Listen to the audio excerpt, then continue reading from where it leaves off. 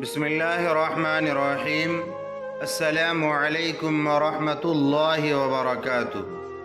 سب سے آخری جنتی کا دلچسپ واقعہ۔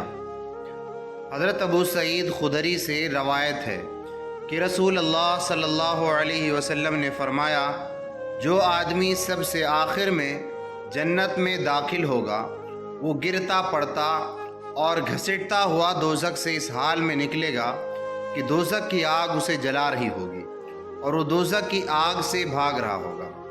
پھر جب وہ دوزخ سے نکل جائے گا تو پھر دوزخ کی طرف پلٹ کر کے دیکھے گا اور دوزخ سے مخاطب ہو کر کہے گا، بڑی بابرکت ہے وہ ذات جس نے مجھے تجھ سے نجات دی، اور اللہ تعالی نے مجھے وہ نعمت عطا فرمائی ہے کہ ہم سے پہلے نہ ہم سے بعد کسی کو بھی وہ نعمت نہیں عطا فرمائی ہے۔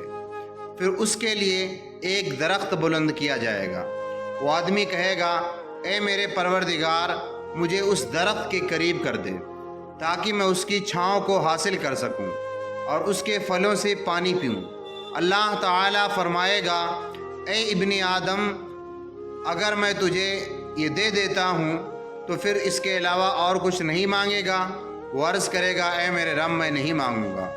اللہ تعالیٰ اس سے اس کے علاوہ اور نہ مانگنے کا معاہدہ فرمائے گا اور اللہ تعالیٰ اس کی مانگ کو پورا فرمائے گا، کیونکہ وہ جنت کی ایسی ایسی نعمتیں دیکھے گا کہ جس پر اسے صبر نہ ہوگا۔ اللہ تعالیٰ اس سے اس درخت کے قریب کر دے گا، وہ اس کے سائے میں آرام کرے گا اور اس کے پھلوں کے پانی سے پیاس بجھائے گا۔ پھر اس کے لیے ایک اور درخت ظاہر کیا جائے گا جو پہلے درخت سے کہیں زیادہ خوبصورت ہوگا۔ وہ آدمی عرض کرے گا، اے میرے پروردگار، مجھے اس درخت کے قریب فرما دے تاکہ میں اس کا سایہ حاصل کر سکوں اور اس کا پانی پیوں، اور اس کے بعد میں اور کوئی سوال نہیں کروں گا۔ اللہ فرمائے گا، اے ابن آدم، کیا تو نے مجھ سے وعدہ نہیں کیا تھا کہ تو مجھ سے اور کوئی سوال نہیں کرے گا؟ اور اب اگر تجھے اس درخت کے قریب پہنچا دیا تو پھر تو اور سوال کرے گا۔ اللہ تعالیٰ پھر اس سے اس بات کا وعدہ لے گا کہ وہ اور کوئی سوال نہیں کرے گا۔ تاہم اللہ تعالیٰ کے علم میں وہ معذور ہوگا، کیونکہ وہ ایسی ایسی نعمتیں دیکھے گا کہ جس پر وہ صبر نہیں کر سکے گا۔ پھر اللہ تعالیٰ اس کو اس درخت کے قریب کر دے گا، وہ اس کے سائے میں آرام کرے گا اور اس کا پانی پیے گا۔ پھر اسے جنت کے دروازے پر ایک درخت دکھایا جائے گا جو پہلے دونوں درختوں سے زیادہ خوبصورت ہوگا۔ وہ آدمی کہے گا، اے میرے رب، مجھے اس درخت کے قریب فرما دیجئے تاکہ میں اس کے سائے میں آرام کروں اور پھر اس کا پانی پیوں، اور اس کے علاوہ اور کوئی سوال نہیں کروں گا۔ پھر اللہ تعالیٰ اس آدمی سے فرمائے گا، اے ابن آدم، کیا تو نے مجھ سے یہ وعدہ نہیں کیا تھا کہ تو اس کے بعد اور کوئی سوال نہیں کرے گا؟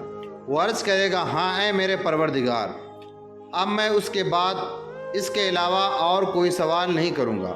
اللہ اسے معذور سمجھے گا، کیونکہ وہ جنت کی ایسی ایسی نعمتیں دیکھے گا کہ جس پر وہ صبر نہیں کر سکے گا۔ پھر اللہ تعالیٰ اسے اس درخت کے قریب کر دے گا۔ جب وہ اس درخت کے قریب پہنچے گا تو جنت والوں کی آوازیں سنے گا۔ تب وہ پھر عرض کرے گا، اے میرے رب، مجھے اس میں داخل کر دے۔ تو اللہ فرمائے گا، اے ابن آدم، تیرے سوال کو کون سی چیز روک سکتی ہے؟ کیا تو اس بات پر راضی ہے کہ تجھے دنیا اور دنیا کے برابر دیا جائے؟ وہ کہے گا، اے رب العالمین، تو مجھ سے مذاق کرتا ہے؟ یہ حدیث بیان کر کے حضرت عبداللہ رضی اللہ عنہ ہنس پڑے اور لوگوں سے فرمایا کہ تم مجھ سے کیوں نہیں پوچھتے کہ میں کیوں ہنسا؟ لوگوں نے کہا کہ آپ کس وجہ سے ہنسے؟ فرمایا، رسول اللہ صلی اللہ علیہ وسلم اسی طرح یہ حدیث بیان کرتے ہوئے ہنسے تھے۔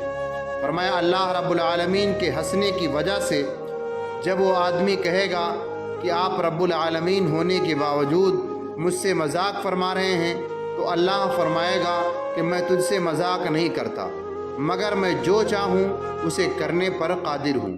پھر اللہ تعالیٰ اسے زمین و آسمان کے برابر اسے جنت میں جگہ عطا فرمائے گا۔ ہمارے چینل پر نئے ہیں تو ہمارے چینل کو سبسکرائب کریں، کمنٹ کریں، شیئر کریں۔ اللہ حافظ۔